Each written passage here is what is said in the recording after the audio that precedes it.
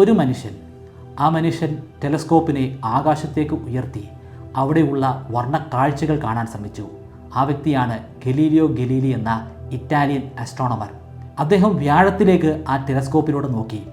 വെറുമൊരു പ്രകാശബിന്ദു മാത്രമാണെന്ന് അന്നുവരെ കരുതിയിരുന്ന വസ്തു അതൊരു പ്രകാശബിന്ദുവേ അല്ല, നമ്മുടെ ഭൂമിയെപ്പോലുള്ള ഒരു ലോകമാണെന്ന് അദ്ദേഹം മനസ്സിലാക്കി. മാത്രമല്ല, ജൂപ്പിറ്റർ എന്ന ആ വലിയ ലോകത്തിൻ്റെ തൊട്ടരികിൽ 4 ചെറു ലോകങ്ങൾ കൂടി ഉണ്ടെന്ന് അദ്ദേഹം മനസ്സിലാക്കിയെടുത്തു. എല്ലാ ദിവസവും രാത്രികാലങ്ങളിൽ ഈ നിരീക്ഷണം അദ്ദേഹം പതിവാക്കി.